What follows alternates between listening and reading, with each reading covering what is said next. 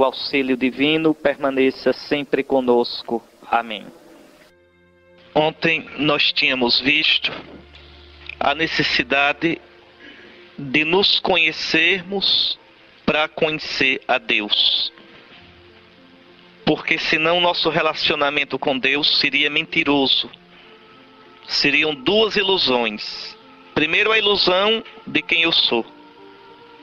Sem me conhecer, sem partir de mim, da minha situação, das minhas misérias, dos meus conflitos, das minhas tristezas e alegrias, como é que eu posso de verdade me dar a Deus?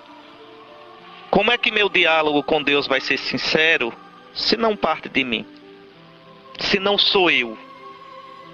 E quem sou eu? Eu sou eu e as minhas situações.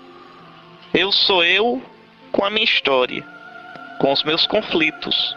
Todos nós temos feridas, todos nós temos conflitos, todos nós temos níveis nossos, regiões nossas frustradas.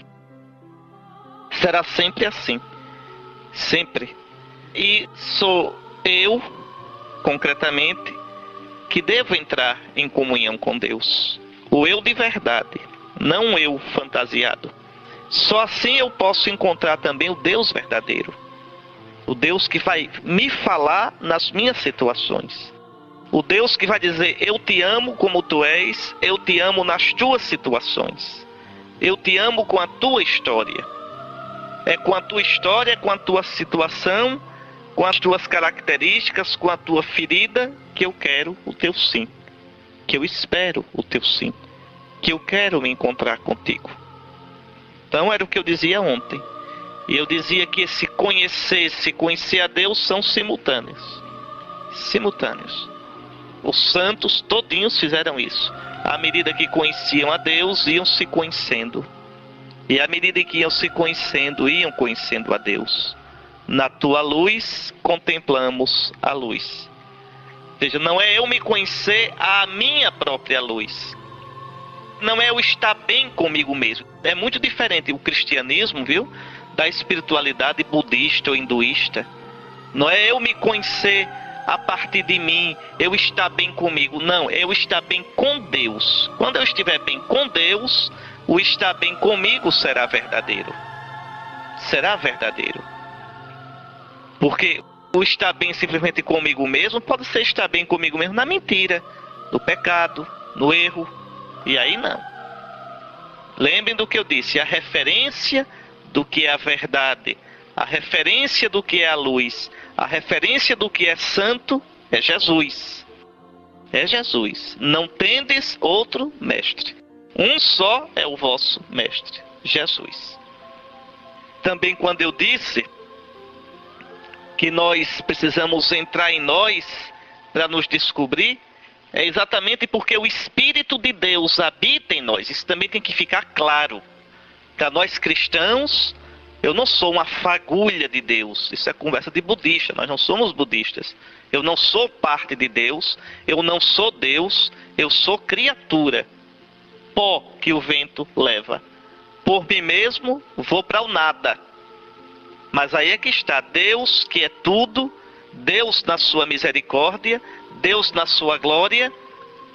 Veio a mim no seu Filho Jesus. E porque eu fui batizado e recebi o Espírito Santo de Jesus, eu posso dizer que Deus habita em mim de um modo novo. Isso é fato, isso é real. O Espírito de Deus habita em mim, né? Não é, não, porque eu sinto uma força interior. Não, vamos deixar esse discurso esotérico. Não, o Espírito Santo, a terceira pessoa da Trindade, Deus, habita em mim desde o meu batismo. E se a gente cumprir o que São Paulo pede, não entristeçais, não sufoqueis, não extingais o Espírito que recebestes. Esse Espírito Santo de Cristo trabalhará em mim. Qual é o trabalho do Espírito Santo em mim? Me dá os sentimentos de Cristo, as atitudes de Cristo, o modo de ver a vida próprio de Cristo. Então, depois de falar deste conhecer-se, vamos agora para um segundo tema, um segundo ponto. Desertos. que é um tema que aparece tanto na Bíblia. O povo de Deus atravessou o deserto. O povo de Deus viveu numa região desértica. De modo que deserto é uma imagem, né? O nosso Salvador Jesus Cristo começa seu ministério público no deserto. O deserto é um dos grandes temas da espiritualidade cristã. Trata-se, antes de tudo, de um lugar inóspito, tórrido, solitário e, por vezes, ameaçador.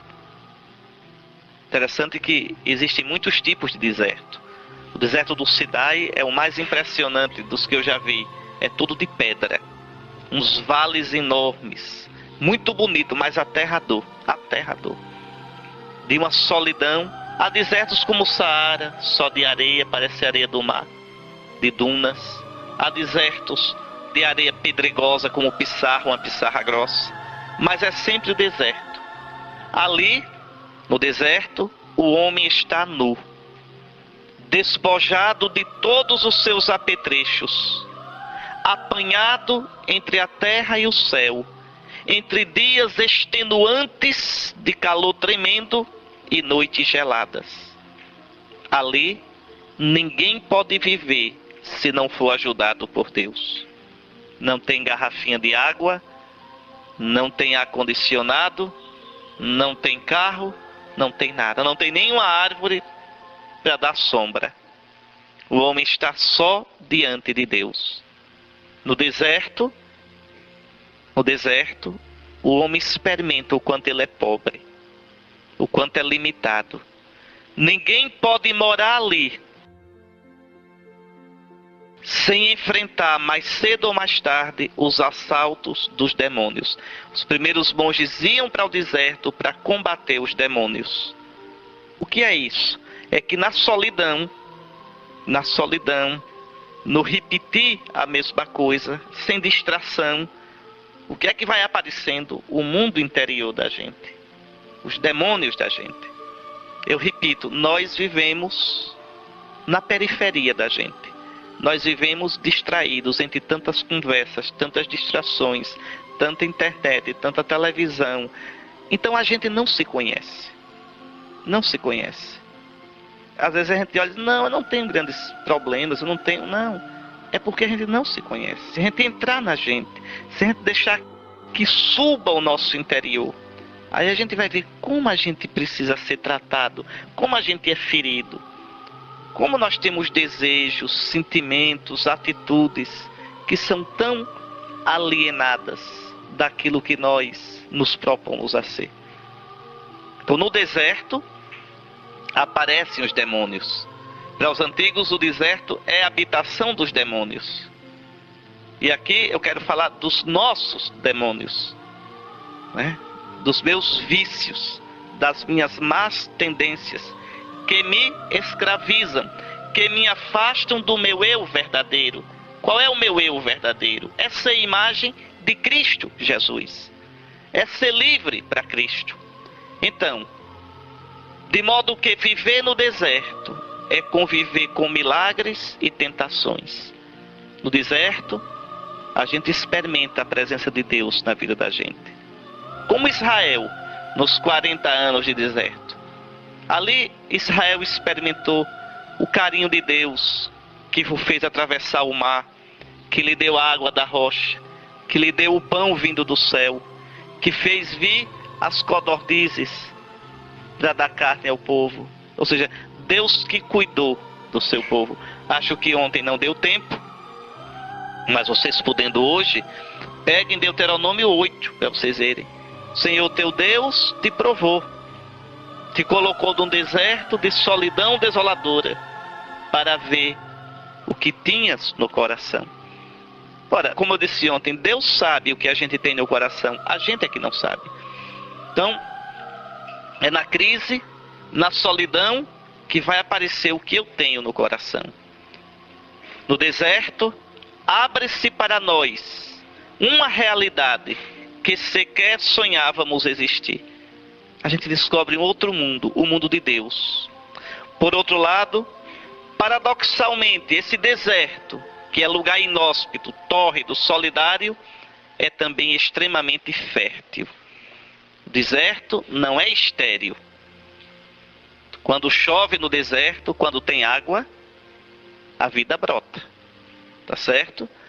Então, basta que haja água e brotam a erva e até mesmo as flores. E ali se pode semear o trigo que alimenta, a oliveira que produz o óleo que ilumina e a uva que traz o vinho da alegria. Muito bem, isso é o deserto. Os antigos místicos cristãos iam para o deserto para estar sós consigo mesmos, para migrarem para dentro do seu coração e aí buscarem a Deus e a si próprios. É o sentido ainda hoje da vida monástica. Alguém vai para o mosteiro não é porque está desiludido com a vida. Vai para o mosteiro para estar sós com o Senhor. A solidão exterior, o silêncio, o não ter divertimentos e distrações, leva a pessoa a mergulhar no seu interior. Mas não é um mergulho interior para estar lá, numa boa, não tem nada disso. Mergulha-se no interior diante de Deus, diante de Cristo, para combater seus demônios e se parecer mais com Jesus.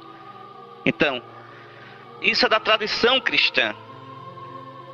O monge faz isso, os monges do início do cristianismo faziam muito isso, mas todo cristão tem que fazer isso, buscar a Deus e a si próprio. Assim, o deserto exterior é condição e imagem do deserto interior. São Gregório Magno, falando de São Bento lá no século VI, diz que Bento retornou à sua amada solidão e sozinho, debaixo do olhar do celeste espectador, passou a viver consigo mesmo. Expressão bonita essa. Viver consigo mesmo diante de Deus. Enfrentar-se a si mesmo diante de Cristo, na luz de Cristo. Aqui eu peço muito a vocês isso. Aprendam na vida de vocês a criar momentos de deserto. Qualquer pessoa pode fazer isso. Momentos de silêncio. Mas se propor. Eu já dei ontem alguns exemplos. Quando se levantar logo cedo.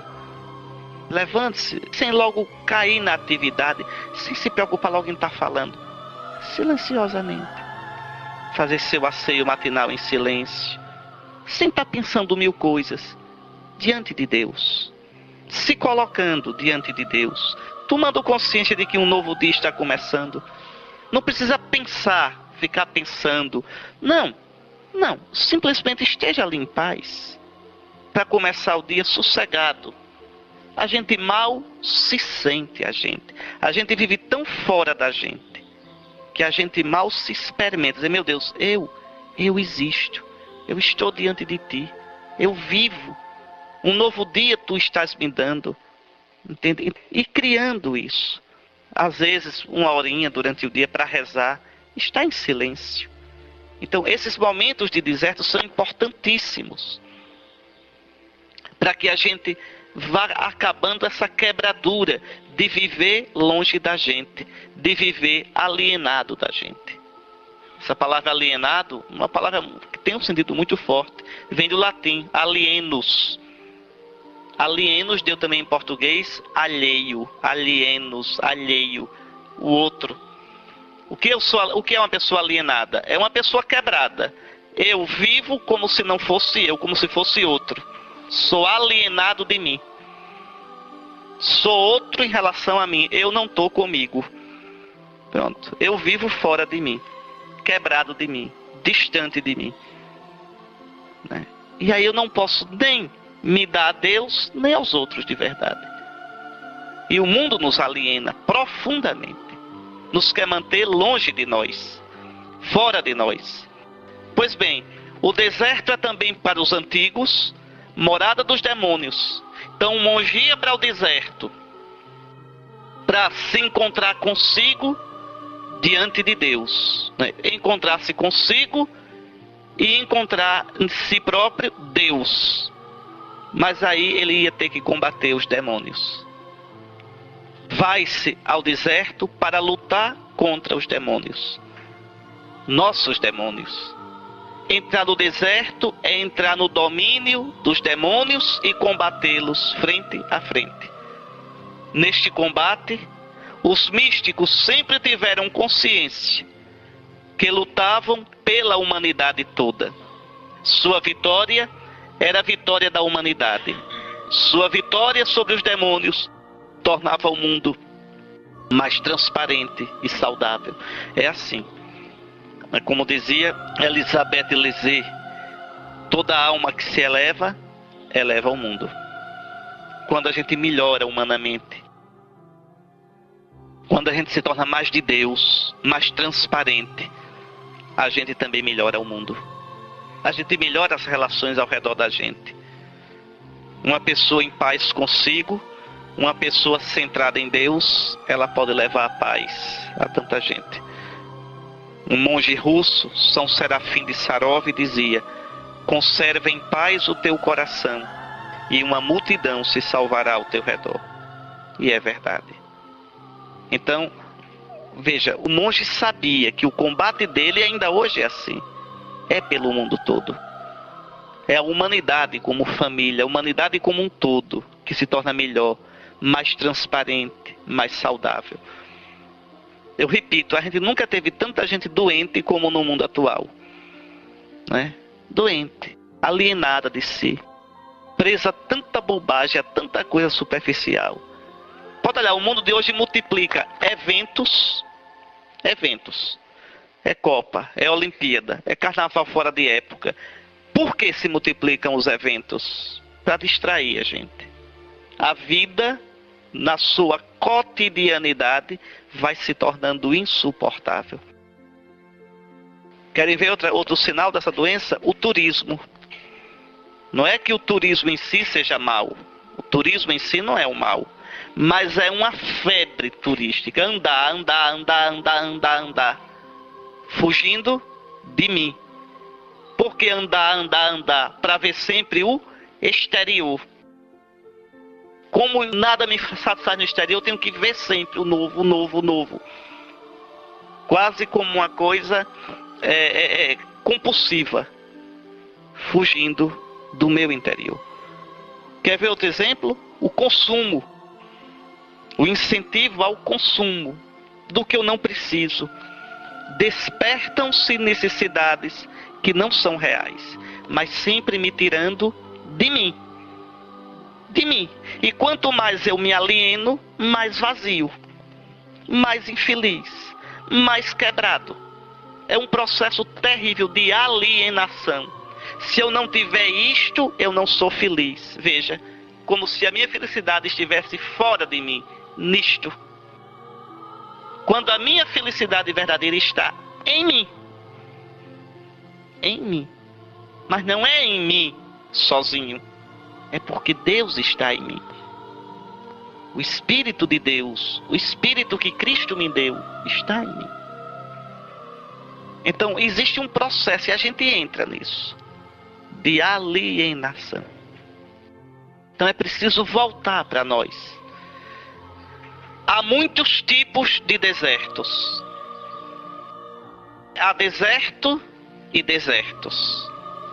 Por exemplo, o deserto do próprio corpo, como uma doença, a velhice, as consequências de um acidente, são desertos.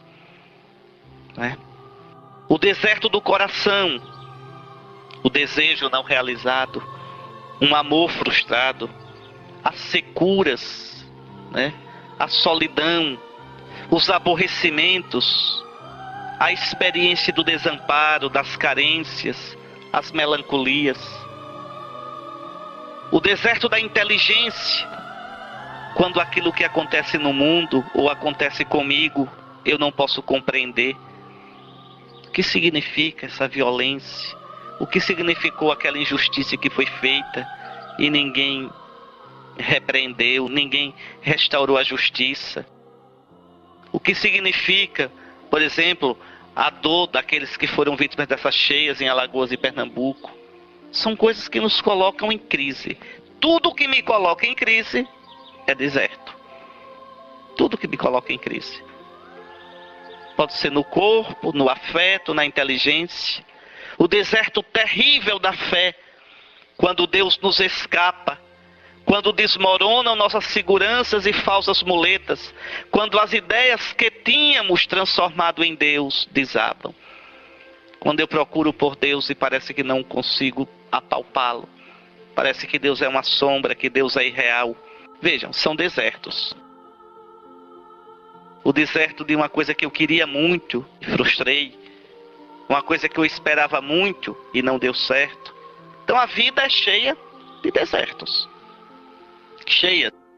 Agora, por trás desses desertos, no plural, esconde-se sempre a realidade única do deserto. É sempre o deserto. Pode ser de pissarra ou de pedra. Pode ser de areia ou de colinas. Mas é sempre o deserto.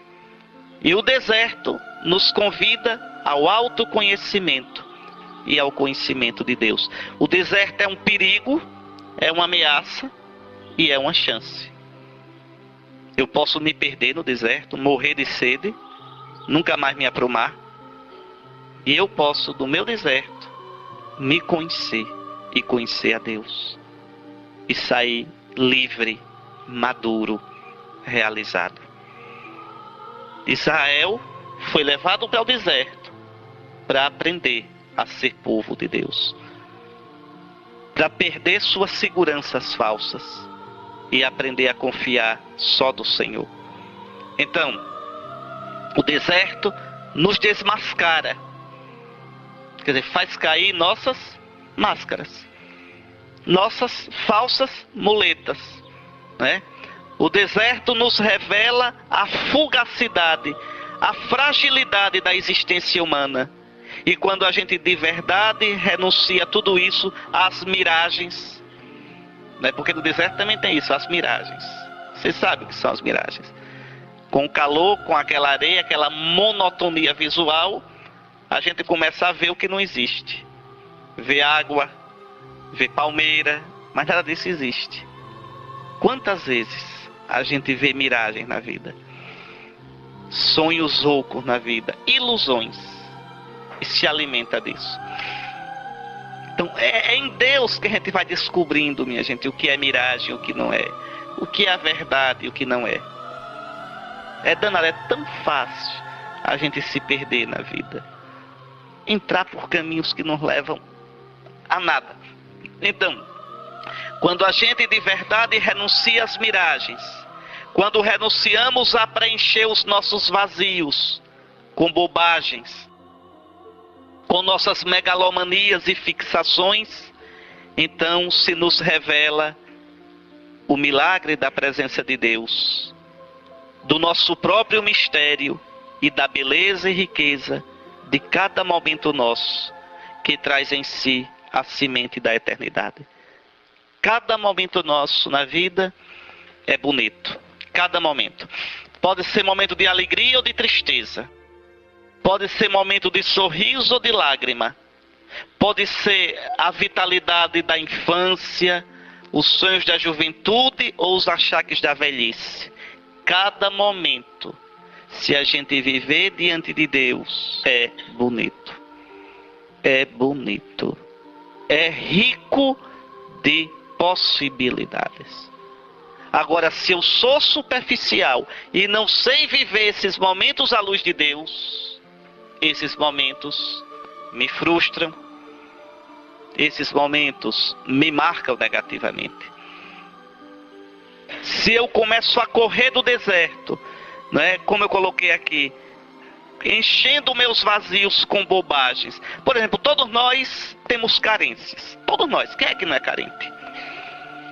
Agora a questão é essa. Eu preencho minhas carências com aquilo que me leva a Deus, que enche o meu coração, ou eu preencho minhas carências com bobagens, com ilusões, com miragens, que depois não me levam a nada. É interessante como hoje os consultórios de psicólogos e psiquiatras são cheios e as pessoas não são mais felizes. Porque não adianta fugir de si. Não tem terapia melhor, não tem psicólogo melhor do que a oração. Mas a oração verdadeira, que não é repetir mantras e fórmulas para me sentir em paz comigo mesmo. Não é isso. Não é olhar para o próprio umbigo. É olhar a Cristo na cruz, que diz: aprendei de mim, vinde a mim. Entrar na dinâmica de Cristo, que foi todo para o Pai, todo para os irmãos. Aí a gente encontra a cura. Aí a gente encontra a pérola de grande valor, o tesouro escondido no campo. Aí a gente encontra a paz. Aí a gente descobre o reino de Deus. Então, não adianta, porque a nossa tendência é essa. É fugir, né, das nossas carências, enchê-las com bobagens.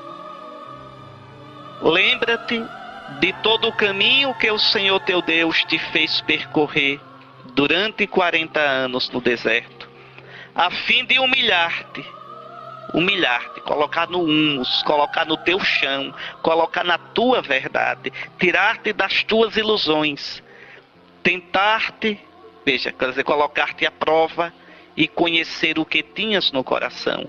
Portanto, reconhece no teu coração que o Senhor teu Deus te educava como um homem educa o seu filho. Quando eu descubro que na minha vida eu caminho diante de Deus, e que mesmo os momentos tristes e de crise da minha vida são chances que Deus me dá para o meu crescimento, para a minha conversão, para colocar minha esperança nele e não nas minhas muletas. Quem vive isso, quem descobre isso, nunca perderá a paz. Não estou dizendo que não vai sofrer, não estou dizendo que não vai chorar, mas no mais profundo de si, a paz. Olhe Nossa Senhora ao pé da cruz. Quanta força, quanta integridade, quanta dignidade. De pé ao pé da cruz, junto à cruz, estava Maria, sua mãe. Onde foi encontrar essa força toda? Onde foi encontrar essa elegância toda? Porque foi uma mulher provada pelo deserto. O deserto da solidão em Nazaré, né? Aqueles anos de silêncio, quando José depois morre, Jesus sai de casa. O deserto de perder o filho que se dedica totalmente ao reino de Deus. O deserto de suportar o silêncio e as demoras de Deus. Vejam o resultado. Uma mulher livre, uma mulher serena, uma mulher totalmente encontrada em si, porque encontrada em Deus. Então, sem esse caminho de deserto, não tem vida cristã profunda. Não tem vida espiritual profunda. A vida cristã não se faz com oba-oba. Nada. Eu estou sentindo uma coisa tão... É muito mais do que estar sentindo isso ou aquilo. Sentimento, um dia você amanhece de bom humor, outro dia amanhece chutando até o vento. Sentimento, um dia você amanhece animado, outro dia amanhece desanimado. Sentimento, um dia você amanhece com vontade de rezar, vendo Deus em tudo, outro dia não amanhece vendo Deus em nada. Sentimento é assim. Se você vive do sentimento, você não constrói nada. Não. É uma atitude profunda, interior. Uma atitude de profunda comunhão com o Senhor. Viver diante do Senhor. Por isso, Deus conduz seus amigos ao deserto, para ali suportarem a luta com os demônios e, através da luta, poderem entrar no país da paz, ou seja, no país da visão de Deus. Quem não tiver sido tentado não poderá entrar no reino dos céus. Se suprimires a tentação, ninguém se salvará, diz Santo Antão, o pai de todos os monges, né, lá do século IV. Por que se suprimires a tentação, ninguém se salvará? Porque sem a tentação, a gente não se conhece. Sem a tentação, eu conheço uma ilusão de mim. Uma ilusão. Eu não vejo nem quais são meus pontos fracos.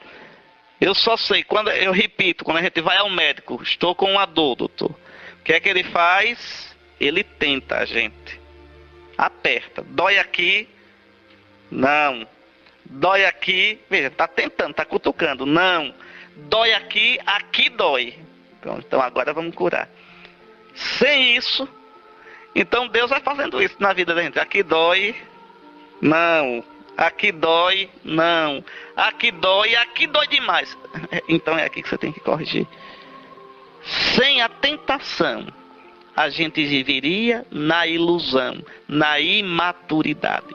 Deus não alimenta imaturos. Deus não alimenta nossas infantilidades. Deus nos faz livres, homens e mulheres maduros.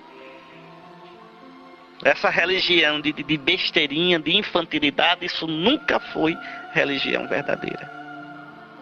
Tem muita coisa hoje assim na igreja, parece produto do supermercado, todo dia tem coisa nova. Pode olhar como é interessante hoje, né?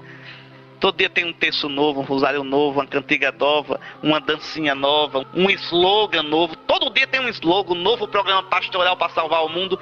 Tudo isso é infantilidade. No fim das contas, o que fica é Deus que nos chama a caminhar com Ele e o caminho passa pela cruz. O que fica é isso. O que fica é isso. Tá certo? O que fica é isso. Que está lá no Santo Evangelho. Que nossos antepassados viveram. E o que nós temos de viver também. É através das tentações no deserto que o homem obtém um faro, um instinto do Deus verdadeiro. Sem tentação, o homem estaria no perigo de apoderar-se de Deus. Mas aqui não seria Deus verdadeiro, é um ídolo. E torná-lo inofensível e inútil. O meu Deus, meu Deus me dá tudo o que eu quero. Isso não é Deus, isso é um boneco que você fez. Meu Deus, não tenho problema com meu Deus. Não, minha gente. O Deus verdadeiro é perigoso. O Deus verdadeiro coloca a gente em crise. O Deus verdadeiro é aquele Deus que se revela na cruz de nosso Senhor Jesus Cristo. O Deus verdadeiro é aquele que diz: eu sou o Senhor teu Deus, que não aceita suborno. Tu não me compras com presentinho. O Deus verdadeiro nos arranca da gente para nos fazer crescer na direção dele. Não é o Deus que me alisa.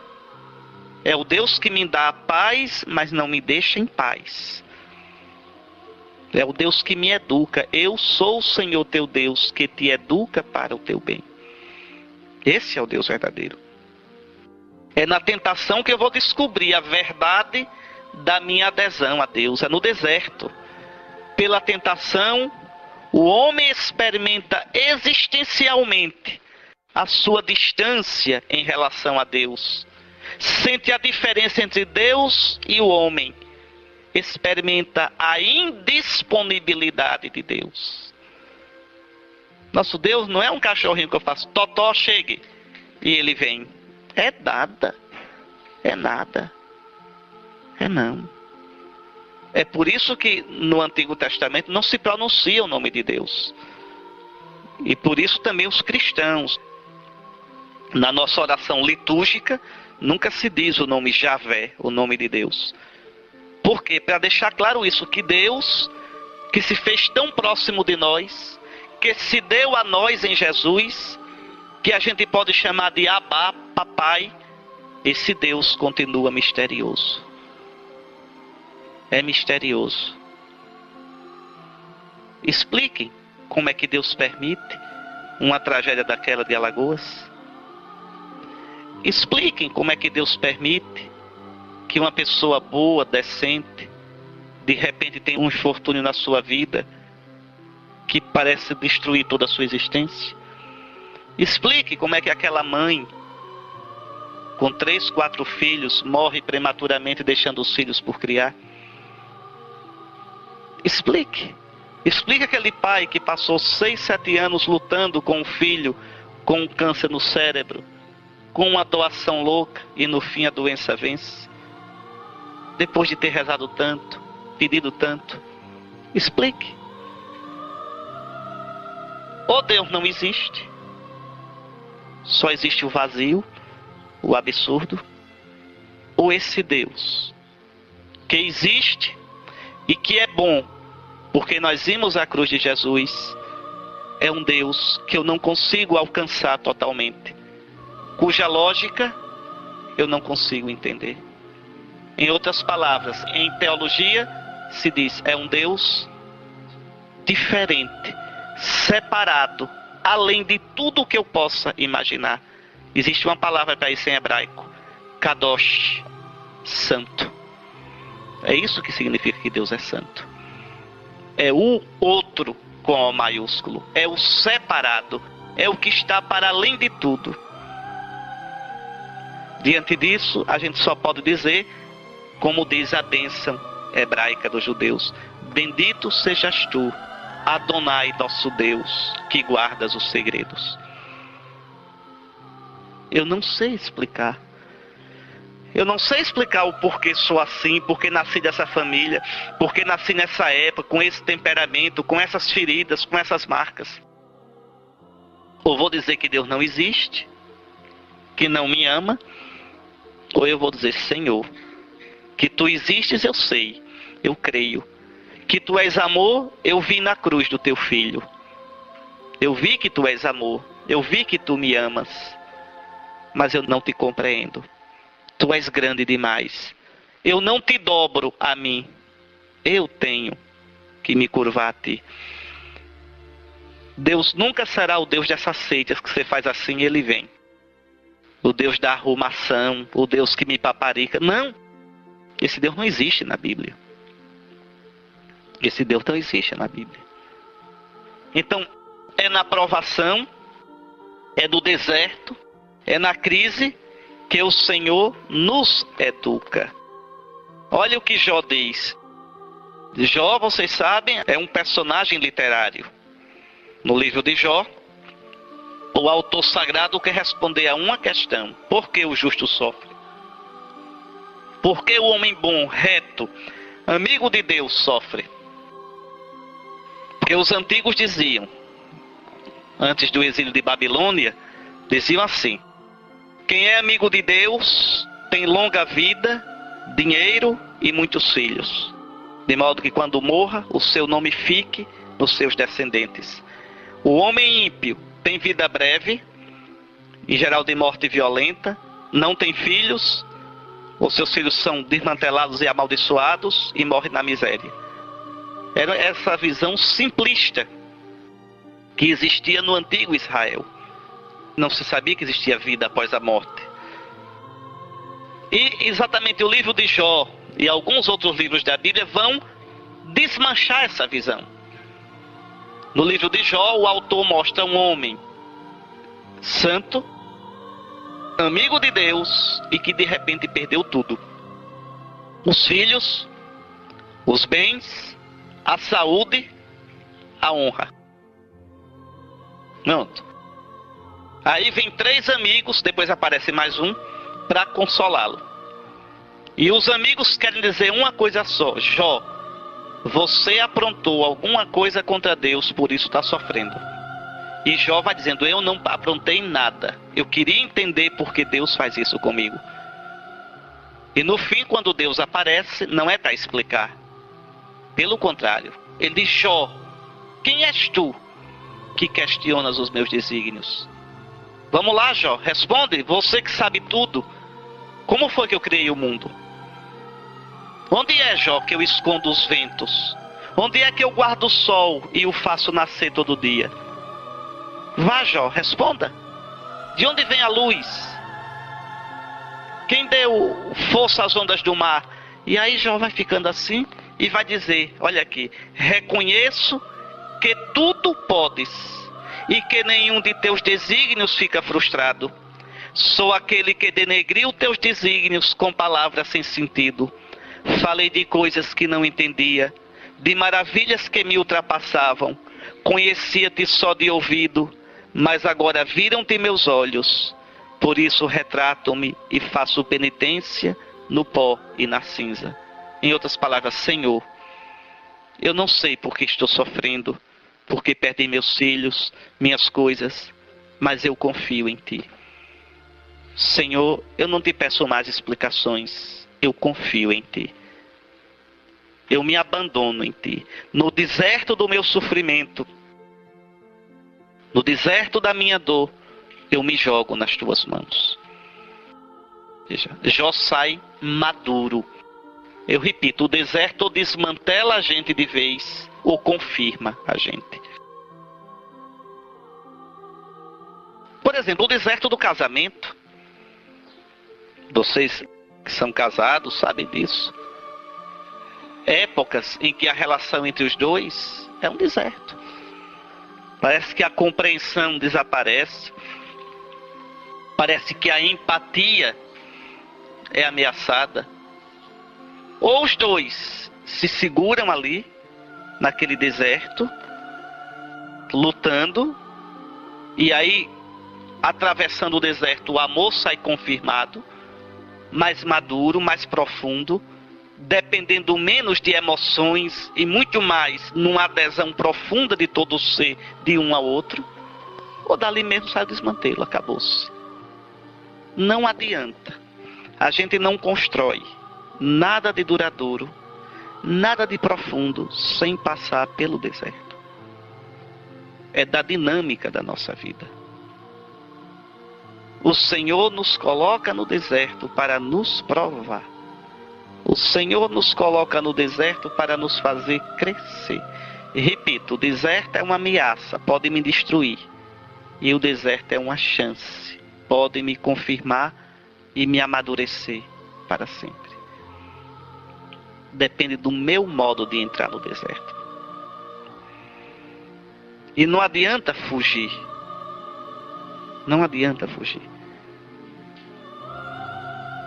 Então o deserto é esse processo de amadurecimento.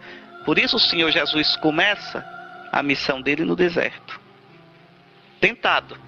Tentado a um tipo de Messias fácil, que faz show, pula do templo para baixo, milagreiro, transforma a pedra em pão. Veja, segundo a lógica do mundo, ajoelhar-se diante da lógica do diabo para ter a amizade dos grandes. E Jesus luta contra isso e abraça o caminho da cruz. Então, a tentação faz-nos ver que não somos Deus. Deus está no céu. Tu, ó homem, estás na terra. Tu não és Deus. Tu não entendes tudo. E aqui está a revolta do mundo. Porque o homem não aceita isso. O homem quer ser como Deus. Se eu não entendo, então Deus não existe. Se não cabe da minha lógica, então Deus não é o Deus verdadeiro. Se não sai como eu quero, então eu viro as costas para esse Deus e vou procurar um Deus mais fácil, que é um ídolo. Que é um ídolo. O deserto, portanto, é lugar de tentações exteriores e interiores. Sem elas, não entraríamos em contato com a nossa humanidade, com a nossa realidade concreta, e cairíamos numa espiritualidade mentirosa, angelista, idealizada, completamente irreal, alienante, não libertadora de nós mesmos. Não sairíamos de nós mesmos em direção ao homem novo, Jesus Cristo. Ao invés, as tentações nos obrigam a cravar nossas raízes ainda mais profundamente em Deus e depositar nossa confiança nele, pois as tentações mostram que a partir de nossas forças não podemos vencê-las. Tentações exteriores e interiores. Exteriores, as situações da vida, né? Aquelas que nos colocam em situações que não queríamos, que nos dão uma sensação de desconforto, desamparo. Olhamos para um lado e para o outro e nos encontramos acuados. E isso nos joga nas mãos de Deus. Eu levanto os meus olhos para os montes, de onde pode vir o meu socorro? Vem do Senhor. E vai rezar de verdade. Interessante, a tentação, a crise, a prova me faz rezar de verdade. De gritar, Senhor, salva-me porque eu estou morrendo. Senhor, agora não é palavra bonita não, eu preciso mesmo. E as tentações piores ainda, as tentações interiores, aqueles pedaços nossos que não conhecem a Deus e que às vezes gritam dentro da gente por causa do nosso pecado, e que se a gente se deixar levar por essas tentações, a gente se desagrega todinho e se afasta de Cristo, se afasta do nosso propósito de ser todo de Cristo. É necessário enfrentar quer as situações externas, quer as internas, para termos a autêntica maturidade humana e cristã. Uma coisa é certa, não conseguiremos chegar a Deus sem lutar, sem sujar as vestes. Não se pode ser cristão, minha gente, sem lutar. É um combate, é um combate. Nós temos sentimentos, desejos, pensamentos doidinhos. Todos nós. E é preciso lutar. Quem nos purifica não é a gente mesmo, é Cristo.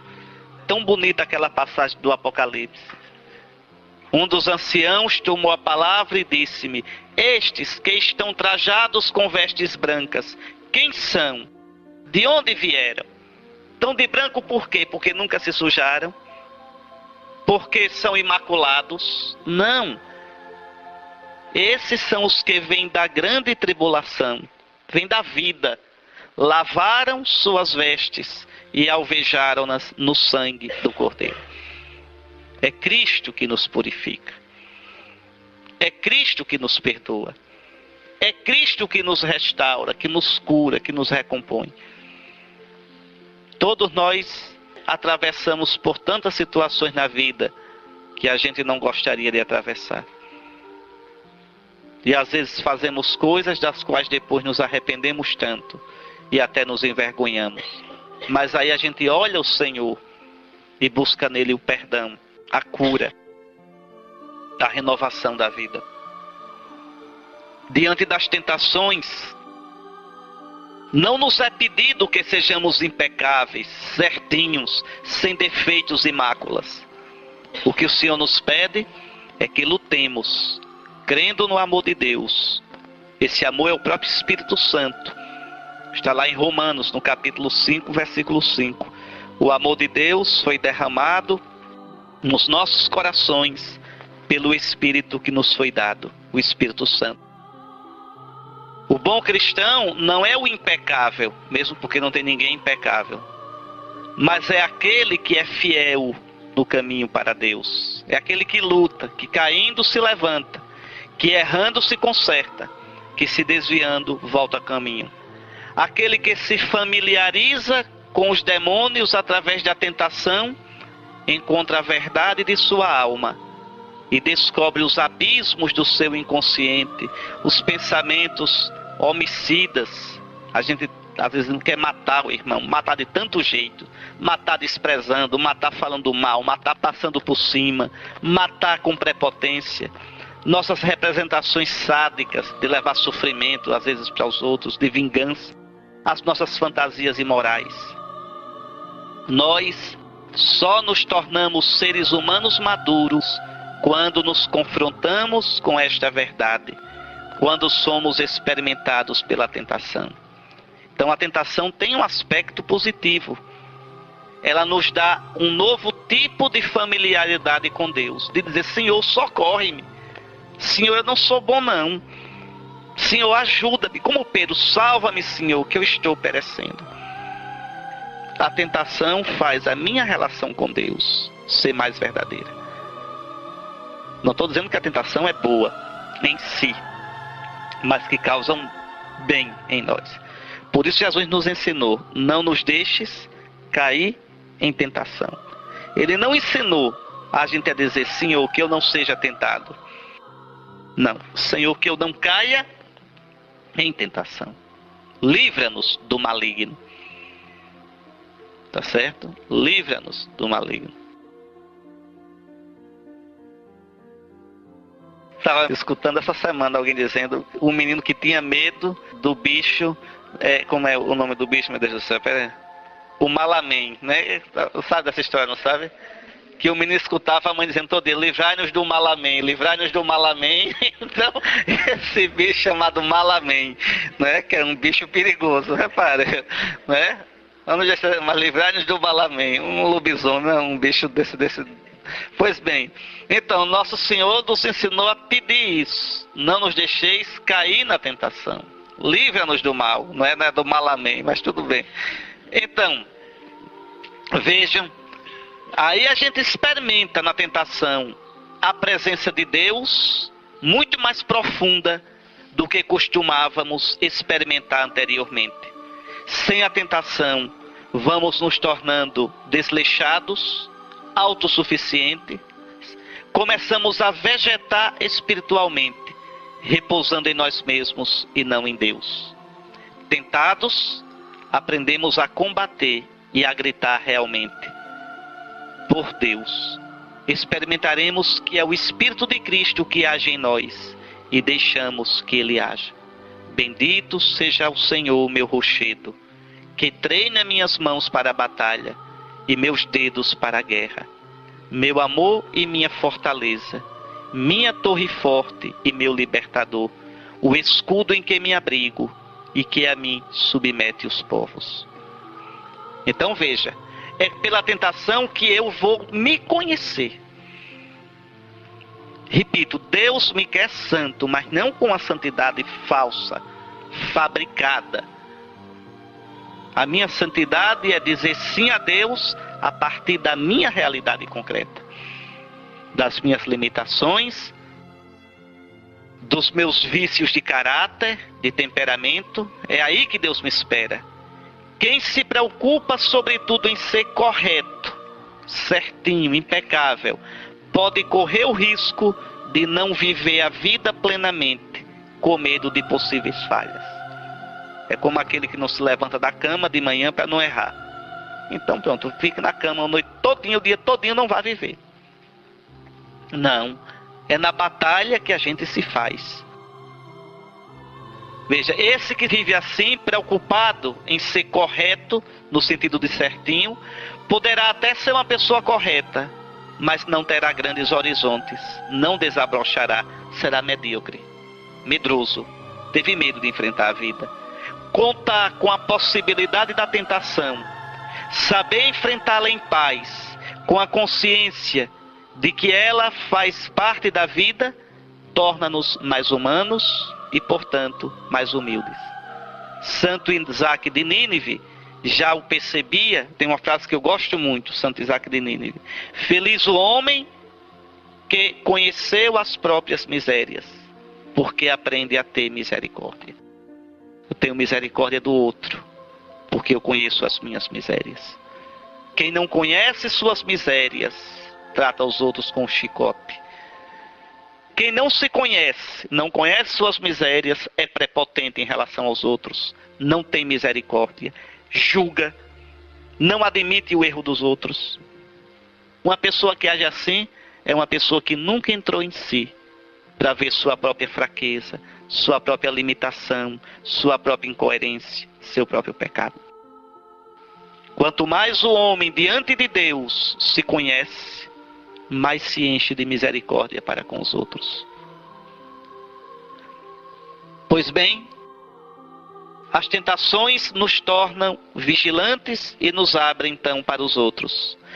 É uma imagem falsa da santidade pensar que o santo está acima de todas as tentações. Estar conscientes delas, das tentações, sem deixar-se dominar por elas, é um caminho que nos mantém vivos e sempre de novo nos recorda que não podemos nos tornar melhores por nós mesmos, mas somente Deus poderá nos transformar. Somente Ele nos dá a vitória contra as tentações. Uma experiência na minha vida que eu agradeço a Deus foi o tempo do mosteiro, exatamente por isso. a gente vai vendo os pecados da gente. E a gente vai vendo que a gente não é bonzinho. E que sozinho a gente não pode sair disso. É muito quebrado. O pecado feriu muito a gente. O pecado prejudicou muito a gente. Nossos pensamentos, nossos desejos, nossas ideias. E aí a gente é obrigado a dizer: Senhor, salva-me, porque eu estou me afogando. Senhor, se tu não me sustentares, eu jamais serei livre de mim mesmo. Quantos desejos, quantas intenções nossas não são puras, não são sinceras. Quantas máscaras, quantos joguinhos para se afirmar, quantos sorrisos e abraços não brotam da pureza do nosso coração. Quanto mais a gente entra na gente, mais a gente vê que é quebrado. Salva-me, Senhor, porque eu estou perecendo. Salva-me de mim mesmo, Senhor.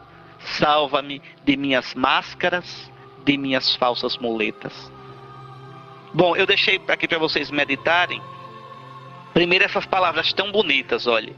Seja como for, não conseguiremos escapar ao deserto. É o que restará de nosso corpo quando o tempo tiver reduzido a pó. Aí a vaidade vai desaparecendo, não tem jeito, né? É o que restará dos nossos amores quando a provação estiver desatado de seus mais doces laços. É o que restará de nossos pensamentos mais sublimes quando o esquecimento estiver apagado. É o que restará de nossas crenças quando contemplarmos a Deus tal como Ele é e não mais como cremos ou pensamos ou imaginamos que seja. Aceitar nosso deserto é aceitar nossa carência de ser, né? Nossa pobreza de criatura. Somos limitados, somos Deus não. É aceitar o nosso ser como pó e saber que não pode haver melhor leito, não pode haver panos mais belos, onde possamos acolher a luz, porque despojados de nossas ilusões, seremos nós mesmos. Nós passamos, minha gente, passamos depressa. A gente briga para se impor. E depois eu só vou ser pó que o vento leva. Pó. Não estou dizendo isso para a gente se descuidar da vida e não ter ideal. Mas é para a gente lutar e ter ideal. Sabendo que, no entanto, a gente é relativo. Não absolutizar nossas ideias. Não absolutizar nosso trabalho. Não absolutizar nada nem ninguém. Mais para frente nós vamos ver isso no outro tema. Então, a provação do deserto é a provação da maturidade. O fruto maduro, sem pressa e sem lamento, que cai da árvore, porque amadureceu. É tão bonito. Carência e plenitude no deserto permanecem indissoluvelmente ligadas.